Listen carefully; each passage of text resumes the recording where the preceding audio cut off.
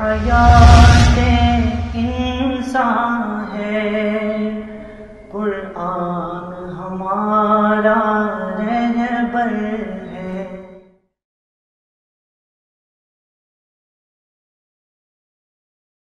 بسم اللہ الرحمن الرحیم، نحمدہ ونصلی علی رسولہ الکریم، اما بعد۔ پروگرام درس قرآن کے ساتھ آج ہم 16ویں پارے کے اہم مضامین، احکامات اور مقامات پر گفتگو کریں گے۔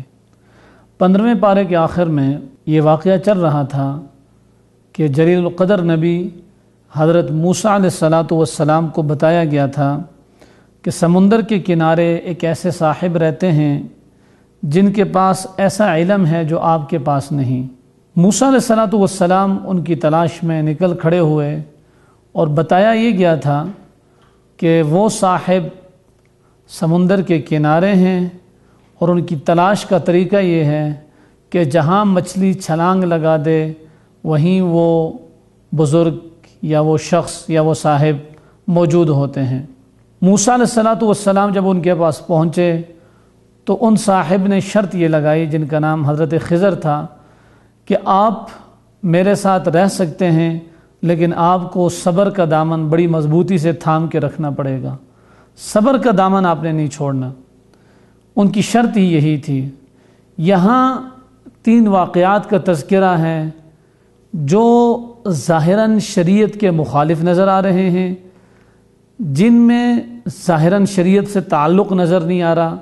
بہرحال ان صاحب نے چونکہ شرط لگائی تھی کہ آپ نے صبر کرنا ہے اور یہ نہیں پوچھنا کہ یہ کیوں کیا اور ایسا کیوں ہوا، تو فرمایا بسم اللہ الرحمن الرحیم، فانطلقا حتی اذا رکبا فی السفینۃ خرقہا۔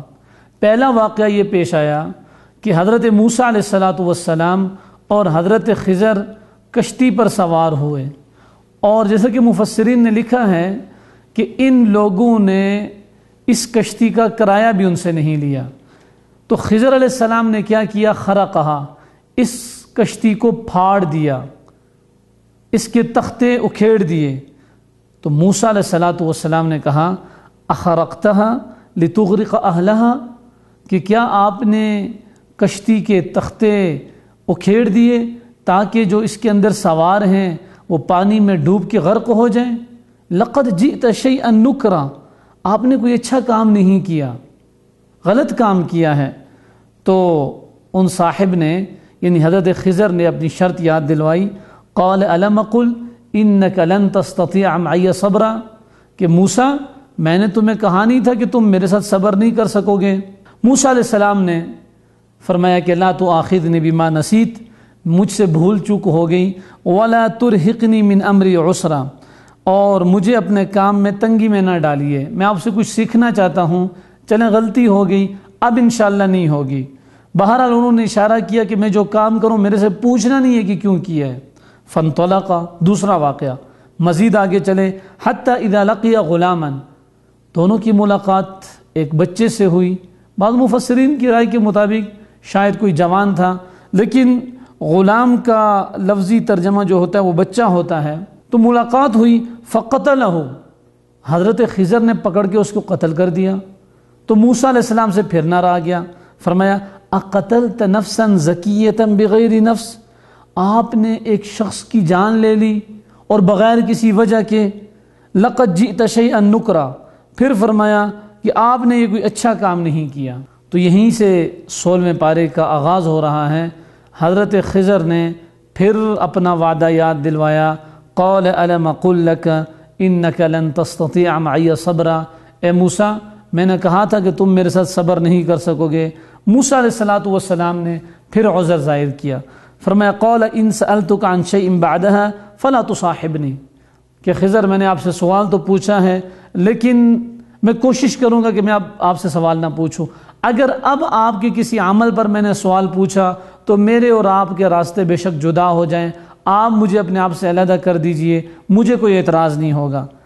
بہرحال فانطلقا، پھر دونوں چل پڑے۔ یہاں سے تیسرا واقعہ بیان کیا جا رہا ہے، حتی اذا اتیا اہل قریۃ استطعم اہلہا، یہاں تک کہ وہ ایک ایسی بستی کے پاس پہنچے جن سے انہوں نے کھانے کا مطالبہ کیا، فابوا ان یضیفوہما، ان بستی والوں نے ان دونوں کو کھانا کھلانے سے انکار کر دیا۔ فوجد فیہا جدارا یرید ان ینقض، وہاں ایک دیوار تھی جو بس گرنے ہی والی تھی۔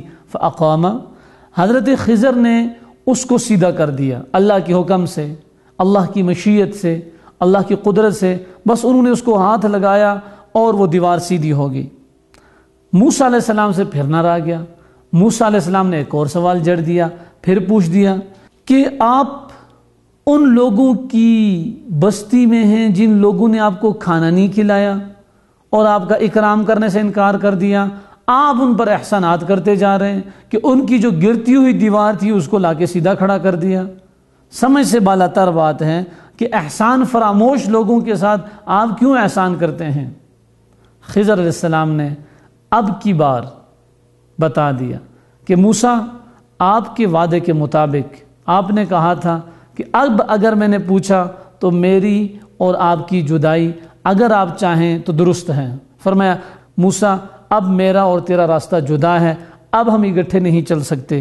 سأنبئک بتأویل ما لم تستطع علیہ صبرا، ہاں فرمایا کہ میں تجھے یہ بات ضرور بتاؤں گا کہ جو تو صبر نہ کر سکا، میں نے کشتی کو خراب کیا، میں نے ایک آدمی کو قتل کیا اور میں نے اس دیوار کو سیدھا کر دیا اللہ کے حکم سے، تو یہ تجھے ضرور بتاؤں گا تاکہ تیرے ذہن میں یہ بات واضح ہو جائے کہ میں نے یہ کام شریعت کی روح سے کیے، یہ شریعت سے ہٹ کر کیے۔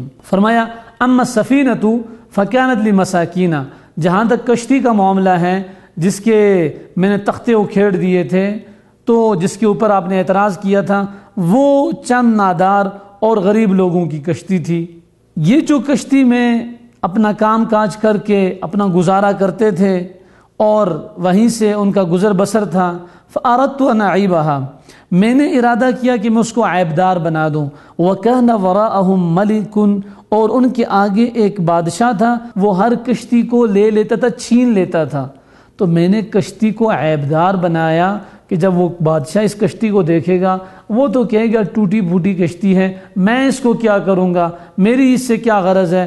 میں نے کشتی کو عیبدار بنایا، ظاہراً وہاں ایک چھوٹا سا نقصان کیا، لیکن کشتی والوں کو اللہ کے حکم اور اللہ کے دیے ہوئے علم کی روشنی میں بڑے نقصان سے بچا لیا، بادشاہ سے بچا لیا۔ تو بس عیب تو وہ ٹھیک ہو جائے گا، لیکن کشتی تو ان کے ہاتھ میں رہی اور آئندہ بھی ان کا گزر بسر اس سے ہو جائے گا۔ اگلی بات اور دوسرے سوال کا جواب بھی دیا کہ جو بچے کو میں نے قتل کیا وہ کیوں کیا۔ فرمایا اما الغلام فکان ابواہ مؤمنین، اس کے والدین بڑے نیکوکار تھے، فخشینا ان یرہقہما طغیانا وکفرا، مجھے خوف ہوا کہ کہیں یہ انہیں اپنی سرکشی اور کفر کی وجہ سے عاجز اور پریشان نہ کر دے۔ وہ جنتی لوگ تھے، نیک اور صالح لوگ تھے، اور اولاد کا یعنی اپنے والدین پر بڑا اثر ہوتا ہے اور والدین کو وہ بہت سارے ناجائز کاموں پر مجبور کر دیتے ہیں، تو یہ بچہ اس کی پیشانی سے مجھے نظر آ رہا تھا، اللہ نے جو مجھے نور اور بصیرت اور جو علم دیا تھا اس کی روشنی میں نے پہچان لیا تھا، یہ بڑا ہو کر فتنہ و فساد پھیلائے گا اور اپنے والدین کو بھی فتنے میں ڈالے گا، تو میں نے ابھی اس کا کام تمام کر دیا تاکہ نہ یہ بچہ رہے اور نہ فتنہ و فساد پھیلے، اور وہ جو نیکوکار والدین ہیں ان کو بھی جنت حاصل ہو جائے اور یہ بچہ بھی ان کے ساتھ جنت میں چلا جائے، اس لیے میں نے اس کا کام تمام کر دیا۔ بہرحال جہاں تک دیوار کا معاملہ ہے تو اس کا جواب حضرت خضر نے یہ دیا، وَأَمَّا الْجِدَارُ فَكَانَ لِغُلَامَيْنِ يَتِيمَيْنِ فِي الْمَدِينَةِ، وہ دیوار دو یتیم بچوں کی تھی جو اس شہر کے مکین تھے، وَكَانَ تَحْتَهُ كَنْزٌ لَهُمَا، اور اس دیوار کے نیچے ایک خزانہ تھا جو ان بچوں کا تھا، وَكَانَ أَبُوهُمَا صَالِحًا، اور ان کا والد ایک نیک آدمی تھا، چونکہ والد فوت ہو گیا تھا، صالح نیک عبادت گزار آدمی تھا، فَأَرَادَ رَبُّكَ، تو تیرے رب نے ارادہ کیا، چاہا، ان یبلغا اشدہما ویستخرجا کنزہما، کہ یہ خزانہ ان بچوں تک پہنچ جائے۔ اگر دیوار گر جاتی اور خزانہ ظاہر ہو جاتا تو پھر شہر کے لوگوں نے اس کو اٹھا کے لے جانا تھا اور چلے جانا تھا اور وہ بچے محروم رہ جاتے۔ اس محرومیت سے بچانے کے لیے تاکہ جو جس کا حق ہے وہ اس تک پہنچے، اس دیوار کو تعمیر کیا گیا۔ گویا کہ حضرت خضر نے تینوں چیزوں کے انتہائی تسلی بخش جواب دیے۔ یہی وہ چیز ہے جس کی بنیاد پر بعض لوگ یہ کہتے ہیں کہ حضرت خضر اللہ رب العزت کے نبی تھے، چونکہ غیر نبی کے پاس اس قسم کی وحی نہیں آتی کہ وہ اتنے کام کسی اشارہ غیبی پر کر دے، اور نہ کسی غیر نبی کا ایسا اشارہ غیبی اس قدر قابل عمل ہو سکتا ہے۔ اس کے بعد چونکہ یہودیوں نے کچھ سوالات کیے تھے، جن میں سے ایک سوال ذوالقرنین کے بارے میں تھا، تو فرمایا وَيَسْأَلُونَكَ عَنْ ذِي الْقَرْنَيْنِ قُلْ سَأَتْلُو عَلَيْكُمْ مِنْهُ ذِكْرًا۔ وہ لوگ یعنی یہودی آپ سے ذوالقرنین کے بارے میں پوچھتے ہیں، تو قل آپ کہہ دیجئے سَأَتْلُو عَلَيْكُمْ مِنْهُ ذِكْرًا کہ میں ان کا تھوڑا سا حال تمہیں پڑھ کر سناتا ہوں۔ بعض قدیم مفسرین نے ذوالقرنین کا جو مصداق ہے، یعنی ذوالقرنین کس بادشاہ کا لقب تھا، سکندر رومی کو قرار دیا ہے، جبکہ جدید مفسرین جن میں خاص طور پر مولانا ابوالکلام آزاد، جنہوں نے اپنی بھرپور تحقیق اور بڑی کاوشیں اور کوششیں لگا کر کسی نتیجے پر پہنچنے کی کوشش کی ہے، وہ فرماتے ہیں کہ یہ جو سکندر رومی تھا یہ کوئی اتنا نیک اور باکردار شخص نہیں تھا، اور یہاں تو ایک نیک باکردار صالح اور عادل حکمران کی بات ہو رہی ہے، تو انہوں نے اس حوالے سے جو تحقیق پیش کی ہے وہ انتہائی قابل داد ہے اور قابل رشک بھی ہے۔ وہ فرماتے ہیں کہ چونکہ ہم قرآن کے اسلوب سے جو بات سمجھ سکتے ہیں وہ یہ کہ قرآن نے یہ بتا دیا ہے کہ اللہ رب العزت نے اس کو قوت، صلاحیت اور مادی اسباب کی ایک وافر مقدار عطا فرمائی تھی۔ وہ مشرقی اور مغربی ممالک کو فتح کرتے ہوئے پہاڑی درے تک پہنچا، اور جس کی طرف یاجوج و ماجوج تھے، اور یاجوج و ماجوج کے سامنے اس نے دیوار کھڑی کی، جس کے بعد وہ وہاں سے آگے نہ آ سکے۔ وہ عادل، اللہ کو ماننے والا اور آخرت پر ایمان رکھنے والا حکمران تھا۔ وہ نفس پرست اور دولت کا حریص اور رسیہ نہیں تھا۔ تو فرمایا کہ ان خصوصیات کا حامل، جس کا تذکرہ گویا کہ قرآن میں اشارتاً ہے، ان خصوصیات کا حامل صرف فارس کا وہ عظیم حکمران ہے جسے یونانی سائرس، عبرانی خورس اور عرب لوگ کیخسرو کے نام سے پہچانتے ہیں۔ فرمایا اس کا دور حکمرانی 539 قبل مسیح ہے۔ نیز فرماتے ہیں کہ 1838 میں سائرس کے ایک مجسمے کا بھی انکشاف ہوا، جس میں سائرس کا جسم اس طرح دکھایا گیا ہے کہ اس کے دونوں طرف عقاب کے پر نکلے ہوئے ہیں اور سر پر مینڈے کی طرح 2 سینگ ہیں۔ تو گویا کہ مولانا ابوالکلام آزاد رحمہ اللہ کی تحقیق وہ اس حکمران کے بارے میں تصدیق نہیں کرتی جس کو قدیم مفسرین نے ذکر کیا ہے، اور سکندر رومی جس کو کہا ہے، ان کے تحقیق کے مطابق یہ عادل اور صالح حکمران کوئی اور شخص تھا، اور اس کے حوالے سے عربی، عبرانی اور فارسی اور یونانی کے جو اس کے نام تھے وہ بھی ذکر کر دیے، اور بڑی مضبوط تحقیق پیش کی۔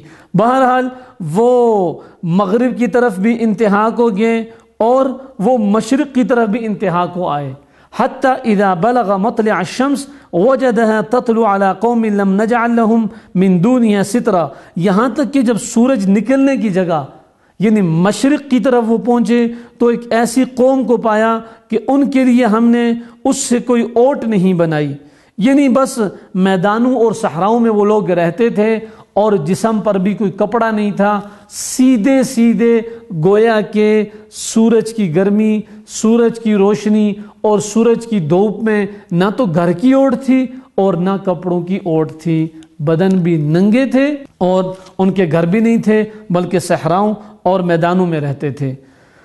فرمایا حتی اذا بلغ بین السدین وجد من دونہما قوما، یہاں تک کہ جب وہ 2 دیواروں کے درمیان پہنچا تو ان دونوں کے پرے اس نے ایک بستی کو پایا، لا یفقہون قولا، جو کوئی بات بھی نہیں سمجھتے تھے۔ قالو، ان لوگوں نے کہا یا ذی القرنین، اے ذی القرنین۔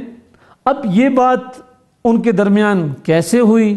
یا تو درمیان میں کوئی مترجم تھا، یا اللہ رب العزت نے حضرت ذوالقرنین کو جیسے دنیا بھر کی بادشاہت سے مالا مال فرمایا تھا، اللہ رب العزت نے اپنی قدرت سے ممکن ہے ان کو لوگوں کی زبان کو سمجھنے کا ایک ملکہ بھی نصیب فرمایا ہو۔ بہرحال جو بھی ہوا، قرآن نے اس کی تصریح تو نہیں کی، اتنا بتایا کہ اس قوم اور حضرت ذوالقرنین کی گفتگو ہوئی۔ انہوں نے کیا کہا؟ یا ذا القرنین، اے ذوالقرنین، ان یاجوج و ماجوج مفسدون فی الارض، کہ یاجوج اور ماجوج یہ زمین کے اندر فساد پھیلا رہے ہیں، فتنہ بازی کرتے ہیں۔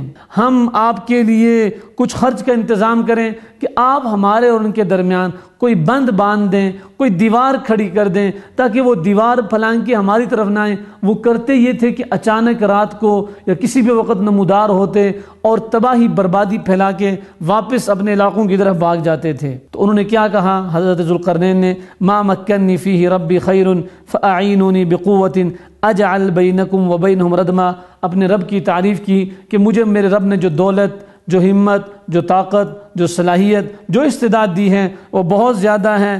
ہاں، تم تعمیراتی سامان اور رجال کار مجھے مہیا کرو، آپ لوگ آ جاؤ، میرے ساتھ تعاون کرو۔ آتونی زبر الحدید، اور میرے پاس آپ اس طرح کرو کہ جو چیزیں میں بتاتا جاؤں وہ تم میرے پاس لاتے رہو۔ فرمایا آتونی زبر الحدید، میرے پاس لوہے کی چادریں لا دو، حتی اذا ساوا بین الصدفین، یہاں تک کہ جب ان دونوں پہاڑوں کے درمیان دیوار کو برابر کر دیا، قال انفخوا، تو حکم دیا کہ اس میں تیز آگ جلاؤ، حتی اذا جعلہ نارا، یہاں تک کہ جب ان چادروں کو بالکل آگ کر دیا، جلا دیا اور سرخ کر دیا اس کو، قال آتونی افرغ علیہ قطرہ، تو فرمایا کہ میرے پاس لاؤ، اس پر پگھلا ہوا تانبا ڈال دو۔ گویا کہ تانبے کی انتہائی مضبوط دیوار وہاں کھڑی کر دی، تو ان میں اس دیوار کے اوپر چڑھنے کی طاقت تھی اور نہ ہی اس میں کوئی سوراخ کر سکتے تھے۔ جیسا کہ روایات کے اندر آتا ہے کہ اللہ رب العزت نے ذوالقرنین بادشاہ کو استعمال کیا اور اس نے جو دیوار یاجوج ماجوج کے سامنے کھڑی کی۔ یہ جو یاجوج ماجوج ہیں، جیسے کہ بخاری شریف کی روایت ہے، مسلم شریف کی روایت ہے کہ ہر روز اس دیوار کو کھودتے ہیں اور کل کے لیے تھوڑی سی چھوڑ دیتے ہیں۔ جب دوسرے دن وہ آتے ہیں تو پھر اللہ کی مشیت سے وہ دیوار اپنی اصلی شکل میں ہو چکی ہوتی ہے اور اصلی شکل کو پہنچ چکی ہوتی ہے۔ فرمایا ایک دن ایسا آئے گا کہ اب وہ کہتے ہیں کہ کل ہم اس کو ختم کر دیں گے، لیکن جب دوسرے دن آتے ہیں دیوار پھر اپنی اصلی شکل میں ہوتی ہے۔ تو فرمایا جس دن یاجوج اور ماجوج انشاءاللہ کا لفظ کہہ دیں گے اور کہہ دیں گے کہ کل انشاءاللہ ہم اس دیوار کو ختم کر دیں گے، تو اس دن وہ اس میں کامیاب ہو جائیں گے اور دیوار کو توڑ دیں گے۔ یہ یاجوج ماجوج جو دیوار کو توڑ کر اور ذوالقرنین نے جو دیوار تعمیر کی تھی باہر آ جائیں گے۔ تو یہ جو مسلم شریف کی روایت کے مطابق یہ حضرت عیسیٰ علیہ السلام کے بعد ان کی موجودگی میں ہوگا۔ اس کے بعد کافروں سے خطاب ہے، فرمایا افحسب الذین کفروا ان یتخذوا عبادی من دون اولیاء انا اعتدنا جہنم للکافرین نزلا۔ کافر لوگ یہ خیال کرتے ہیں کہ اللہ کے سوا اور لوگ ان کی حمایتی ہوں گے اور لوگ ان کی جان اللہ سے چھڑا لیں گے۔ اللہ رب العزت فرماتے ہیں انا اعتدنا جہنم للکافرین نزلا، ہم نے کافروں کی مہمانی کے لیے دہکتی ہوئی آگ کو جہنم کی شکل میں تیار کر کے رکھا ہوا ہے۔ قل هل ننبئکم بالاخسرین اعمالا، فرمایا اے حبیب، اے لوگو، اے مسلمانوں، کیا میں آپ کو بتا دوں کہ سب سے زیادہ نقصان اٹھانے والے لوگ کون ہیں، خسارے والے لوگ کون ہیں؟ فرمایا الذین ضل سعیہم فی الحیاۃ الدنیا وہم یحسبون انہم یحسنون صنعا، سب سے بڑے نقصان والے، سب سے زیادہ خسارہ اٹھانے والے لوگ وہ ہیں جو کوششیں کرتے ہیں، اپنی کاوشیں بروئے کار لاتے ہیں اور ان کی محنت، ان کی کوشش ضائع ہوتی ہے، چونکہ ترتیب غلط، اصول غلط، شریعت کی روشنی سے ہٹ کر اپنی مرضی کے مطابق اپنے معاملات کرتے ہیں اور گمان کیا کرتے ہیں انہم یحسنون صنعا، کہ وہ لوگ نیکی کا کام کر رہے ہیں۔ فرمایا یہ لوگ سب سے زیادہ خسارے والے اور سب سے زیادہ نقصان اٹھانے والے ہیں۔ ان کا انجام کیا ہوگا؟ ذالک جزاؤہم جہنم بما کفروا واتخذوا آیاتی ورسولی ہزوا، ان کا انجام اور نتیجہ جہنم کی آگ ہے۔ ہاں، جہاں کافروں کا تذکرہ ہے، مقابلے میں اہل ایمان، اللہ کو ماننے والے، اللہ کو راضی کرنے کے لیے اپنے سر دھڑ کی بازی لگانے والے، ان الذین آمنوا وعملوا الصالحات کانت لہم جنات الفردوس نزلا، جسے کافروں کی مہمانی جہنم کی دہتی ہوئی آگ سے ہوگی، مسلمانوں کی مہمانی اللہ تعالیٰ جنت کی خوبصورت نعمتوں سے کریں گے، خالدین فیہا لا یبغون عنہا حولا، ہمیشہ جنت کے اندر رہیں گے۔ پھر اللہ رب العزت نے اپنی عظمت کو بڑے عجیب انداز میں بیان کیا، فرمایا قل لو كان البحر مدادا لكلمات ربی لنفد البحر قبل ان تنفد كلمات ربی ولو جئنا بمثله مددا، فرمایا اے میرے حبیب صلی اللہ علیہ وسلم لوگوں کو بتا دو، لو كان البحر مدادا لكلمات ربی، اگر سارا سمندر سیاہی بن جائے اور اس سیاہی سے تیرے رب کی تعریف لکھنی شروع کی جائے، اور لوگ اور جنات اور ساری مخلوق تیرے رب کی تعریف لکھنا شروع کر دیں، لنفد البحر قبل ان تنفد کلمات ربی، تو یہ سمندر ختم ہو جائیں گے، سوکھ جائیں گے، سیاہیاں استعمال ہو جائیں گی، تیرے رب کی تعریف ختم نہیں ہو سکتی۔ وہ اتنی عظمتوں والا ہے، وہ اتنی رفعتوں والا ہے کہ اس کی تعریف کوئی انسان اس کا حق ادا نہیں کر سکتا، بلکہ نبی اکرم حبیب مصطفیٰ صلی اللہ علیہ وسلم فرمایا کرتے تھے، انت کما اثنیت علی نفسک، اے میرے رب تو ایسا ہی ہے جیسے تو نے اپنی خود تعریف فرمائی ہے۔ فرمایا قل انما انا بشر مثلکم، لوگوں کو کہہ دو میں بھی تمہاری طرح ایک انسان ہوں، ہاں میرے اور تمہارے درمیان فرق کیا ہے، یوحا الیہ، میری طرف وحی کی جاتی ہے، انما الہکم الہ واحد، کہ تمہارا ایک ہی معبود برحق ہے، فمن کان یرجو لقاء ربہ، جو اپنے رب کی ملاقات کا امیدوار ہے، فلیعمل عملا صالحا، وہ نیک اعمال کرے، ولا یشرک بعبادت ربہ احدا، اور اپنے رب کے ساتھ کسی کو شریک نہ کرے۔ اس کے بعد سورہ مریم ہے، سورہ مریم مکی صورت ہے، 98 آیات اور 6 رکوع پر مشتمل ہے۔ سورہ مریم کے آغاز میں حضرت زکریا علیہ السلام کا واقعہ مذکور ہے۔ فرمایا بسم اللہ الرحمن الرحیم، کاف ہا یا عین صاد، ذکر رحمت ربک عبدہ زکریا، یہ ہے تیرے پروردگار کی اس مہربانی کا ذکر جو اس نے اپنے بندے زکریا پر کی تھی۔ اس کا کچھ حصہ پہلے بھی گزر چکا، البتہ یہاں دوبارہ اس کو بتایا جا رہا ہے کہ قال رب انی وہن العظم منی واشتعل الرأس شیبا ولم اکن بدعائک رب شقیا۔ حضرت زکریا علیہ السلام اپنی عمر میں 120 سال کو پہنچ چکے، ان کی بیوی ان کی عمر 98 سال کی ہو گئی، گویا کہ ظاہری توالد و تناسل والی عمر گزر گئی، یعنی ظاہری طور پر ایسا تھا کہ اب بچے جننے والے معاملات ختم ہو گئے، لیکن زکریا علیہ السلام کا جو واقعہ سورہ آل عمران کے اندر آیا تھا کہ حضرت مریم کو انہوں نے بے موسم پھل کھاتے ہوئے دیکھا، ہنالک دعا زکریا ربا، وہیں سے زکریا علیہ السلام نے اپنے رب کو پکارا تھا کہ ربا اگر تو مریم کو بے موسم پھل دے سکتا ہے تو مجھے بے موسم اور عمر کی قید کے بغیر ضرور اولاد دے سکتا ہے۔ تو زکریا علیہ السلام نے 3 باتیں یہاں کی۔ پہلی بات کیا کی؟ فرمایا انی وہن العظم، یہ بات تو پکی ہے کہ میں بوڑھا ہو چکا ہوں، واشتعل الراس شیبا، اور میرے بالوں میں سفیدی اور چاندی آ چکی ہے، ولم اکن بدعائک رب شقیا، ہاں میرے رب دوسری بات میں تجھ سے مایوس نہیں ہوں، اس لیے کہ میں نے جب بھی تجھے پکارا ہے، جب بھی تیرے سے کوئی بات مانگی ہے، تو نے میرے اس مطالبے اور اس بات کو پورا کیا ہے۔ تیسری چیز وَإِنِّي خِفْتُ الْمَوَالِيَ مِنْ وَرَائِي، فرمایا میں اولاد کا متمنی اس لیے ہوں کہ میرے بعد میری قوم کو سنبھالنے والا اور تیرا تعارف کروانے والا اور تیرے تک لے جانے والا کوئی بندہ ضرور ہو۔ البتہ ساتھ یہ بھی بتا دیا کہ میری بیوی بھی بانجھ ہے، تو خیر اللہ رب العزت نے ان کی اس دعا کو بھی قبول فرمایا، اور اللہ رب العزت نے بتا دیا یا زکریا انا نبشرک بغلام اسمہ یحییٰ، اے زکریا ہم تجھے ایک بچہ دے رہے ہیں جس کا نام یحییٰ ہوگا، لم نجعل لہ من قبل سمیہ، اس سے پہلے یہ نام کسی کو نہیں ملا۔ حضرت یحییٰ وہ پہلے شخص تھے تاریخ انسانیت میں جن کو یحییٰ کے نام سے پکارا جانے لگا۔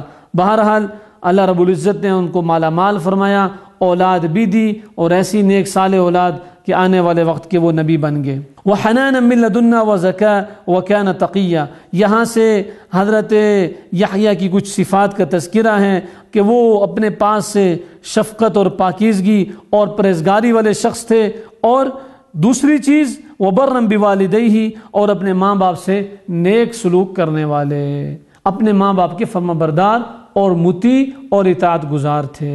حیات انسان ہے قرآن ہمارا رہبر۔ اس کے بعد حضرت مریم کا تذکرہ ہے۔ اب یہ دو واقعات ایک ساتھ مذکور ہیں۔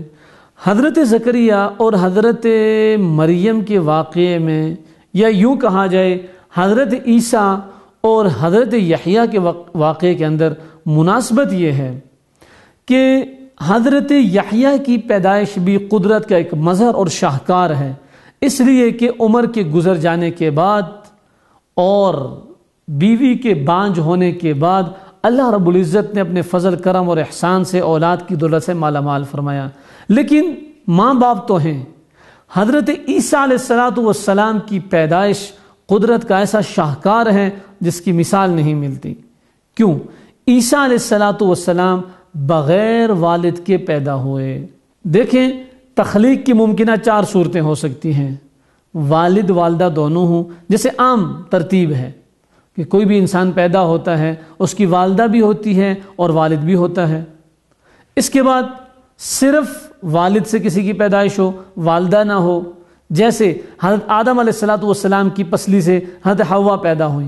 ایک صورت یہ بھی ممکن تھی کہ صرف والدہ ہوں اور والد نہ ہوں۔ یہ جو صورت ملی وہ حضرت عیسیٰ علیہ السلام کو کہ آپ حضرت مریم کے بطن سے پیدا ہوئے لیکن بغیر والد کے، اللہ کے امر اور اللہ کے حکم سے۔ اور چوتھی صورت یہ ہو سکتی ہے کہ نہ والد ہوں نہ والدہ ہوں، نہ ان میں سے کوئی ایک ہو۔ یہ صورت حضرت آدم علیہ السلام کی ہے کہ بغیر ماں اور بغیر باپ کے پیدا ہوئے۔ بہرحال حضرت عیسیٰ علیہ السلام کی پیدائش بھی قدرت کا ایک شاہکار ہے اور ایک عجیب و غریب نمونہ ہے جس سے اللہ کی قدرت سمجھ آتی ہے۔ تو اللہ رب العزت نے یہاں اس واقعے کو بیان فرمایا فَاتَّخَذَتْ مِن دُونِهِمْ حِجَابًا۔ حضرت عیسیٰ علیہ السلام کی جو پیدائش ہوئی، اس سے پہلے جب حضرت مریم حاملہ ہوئی تو اس سے پہلے کے جو واقعات ہیں وہ ذرا تنہائی اختیار کیا کرتی تھی اور اپنے رب کی عبادت کے لیے مشغول رہتی تھی۔ فَأَرْسَلْنَا إِلَيْهَا رُوحَنَا فَتَمَثَّلَ لَهَا بَشَرًا سَوِيًّا۔ ان کے پاس حضرت جبرائیل پہنچے، قالت انی اعوذ بالرحمن منک ان کنت تقیا، اپنی پاک دامنی کا اظہار کیا۔ اچانک ایک شخص کو اندر آتے ہوئے دیکھا، فوراً کہا کہ میں اللہ کی پناہ میں آتی ہوں، آپ کون ہو، کیوں یہاں آئے ہو؟ قال انما انا رسول ربک، حضرت جبرائیل نے بتایا کہ میں اللہ کا بھیجا ہوا قاصد ہوں، لأہب لک غلاما زکیا، میں اللہ کی طرف سے آپ کے لیے ایک بچے کا ہدیہ لایا ہوں۔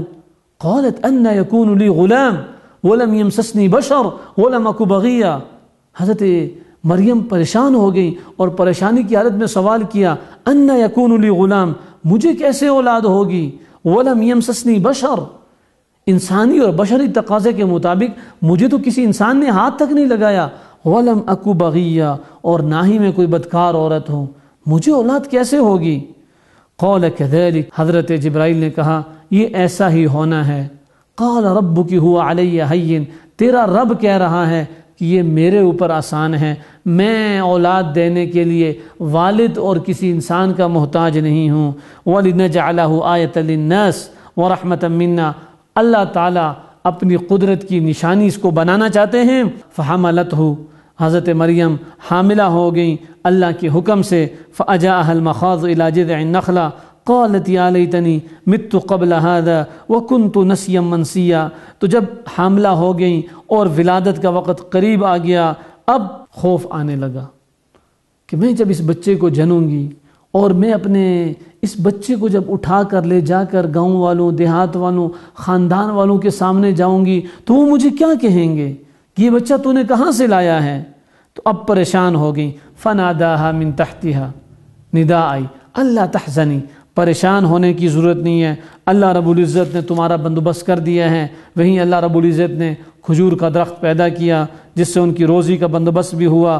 فکلی وشربی وقرری عینا، وہیں اللہ رب العزت نے پانی کا بھی بندوبست کیا، اس لیے کہ جو اللہ کا ہو جاتا ہے سب کچھ اسی کا ہوتا ہے، سب چیزوں کو اللہ اس کے تابع بنا دیتے ہیں۔ فأتت به قومها تحمل، حضرت عیسیٰ کو اٹھائے ہوئے اپنے قوم کے پاس آئیں، اور وہی ہوا جس کا خطرہ تھا۔ قالوا یا مریم لقد جئت شیئا فریا، لوگوں نے کہا مریم بڑی عجیب حرکت کی، یہ کیا کیا، بچہ کہاں سے آیا، تو نے تو شادی بھی نہ کی تھی۔ یا اخت ہارون ما کان ابوک امرأ سوء وما کانت امک بغیہ، تیرے ماں باپ تو بڑے شریف لوگ تھے اور یہ تو نے کیا کیا، نعوذ باللہ الزام لگانے کی کوشش کی۔ فاشارت الی، حضرت مریم نے اللہ کے حکم کے مطابق اس نومولود کی طرف اشارہ کیا، اس بچے کی طرف اشارہ کیا۔ وہ لوگ چونکہ اللہ کی قدرت سے ناآشنا تھے، قالوا کیف نکلم من کان فی المہد صبیا، مریم ہم ایسے بچے سے کیسے بات کریں جو ابھی گود میں ہے، شیر خوار ہے، دودھ پینے والا بچہ ہے، اس سے کیسے بات کریں، تو ادھر اشارہ کر رہی ہے، ہم تو تیرے سے پوچھ رہے ہیں۔ اللہ اکبر، اللہ کی عظمت کا اعلان حضرت عیسیٰ علیہ السلام نے اپنی ماں کی گود میں کیا۔ فرمایا قال انی عبد اللہ، میں اللہ کا بندہ ہوں، آتانی الکتاب، نہ صرف اللہ مجھے اپنی طرف سے نازل کردہ کتاب دے گا، وجعلنی نبیا، بلکہ میرے سر پر نبوت کا تاج رکھے گا۔ لوگوں کو ایک دم بتا دیا کہ نہ صرف میری ماں پاک ہے بلکہ میں بھی اللہ کے پاکیزہ اور معصوم بندوں میں سے ایک بندہ ہوں اور آنے والے وقت کا نبی ہوں۔ یوں اپنے ماں کی عصمت کو بھی بیان کر دیا اور دوسری طرف اپنی نبوت کا بھی اعلان ماں کی گود کے اندر ہی کر دیا۔ وجعلنی مبارکا اینما کنت، اور میرے رب نے مجھے مبارک بنا دیا ہے، برکت والا۔ واوصانی بالصلاۃ والزکاۃ، اور مجھے نماز کی اور زکوٰۃ کی وصیت کی۔ دیکھیں حضرت عیسیٰ علیہ السلام کا واقعہ پڑھیں، حضرت موسیٰ علیہ السلام کا واقعہ پڑھیں، نماز کا حکم ملتا ہے، اور انبیاء علیہ السلام نماز کو عظمت، عزت اور رفعت کی چیز بتا رہے ہیں جس سے ہم لوگ غافل ہیں۔ وَبَرًّا بِوَالِدَتِي وَلَمْ يَجْعَلْنِي جَبَّارًا شَقِيًّا۔ اس کے بعد عیسیٰ علیہ السلام کی تعریفات ہیں، اور فرمایا وَإِنَّ اللَّهَ رَبِّي وَرَبُّكُمْ فَاعْبُدُوهُ، تمہارا اور میرا رب ایک ہے اور وہ اللہ ہے، هَذَا صِرَاطٌ مستقیم، اور یہی سیدھا راستہ ہے۔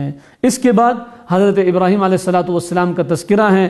حضرت ابراہیم علیہ السلام کا والد آزر نہ صرف بت بناتا تھا بلکہ بتوں کو بیچتا بھی تھا، بت فروش بھی تھا، اور یوں توحید اور شرک کے درمیان ٹکر کا ہونا ایک فطرتی امر تھا جس کا کچھ تذکرہ پہلے بھی گزر چکا۔ بہرحال یہاں پھر تذکرہ ہے کہ یاد کرو ابراہیم علیہ السلام کے واقعے کو، انہ کان صدیقا نبیا، وہ بڑی ہی سچائی والے پیغمبر تھے۔ حضرت ابراہیم علیہ السلام نے توحید کی دعوت کا آغاز کیا۔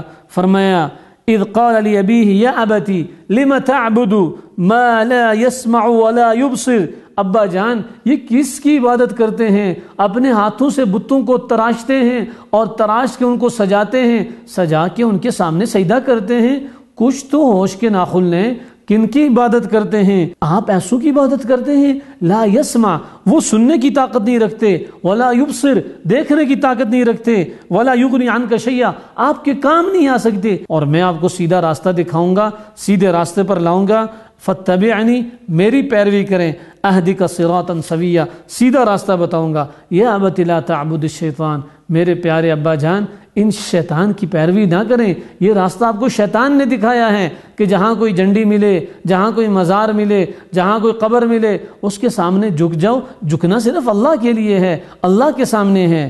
ان الشیطان کان للرحمن عصیا، وہ شیطان تو آپ کو پتہ ہے کتنا بڑا دشمن ہے، تو آپ کیوں شیطان کی پیروی کرتے ہیں؟ بجائے ماننے کے والد نے ابراہیم علیہ السلام کو دھمکی دے دی، اراغب انت عن الہتی یا ابراہیم، اراغب اے ابراہیم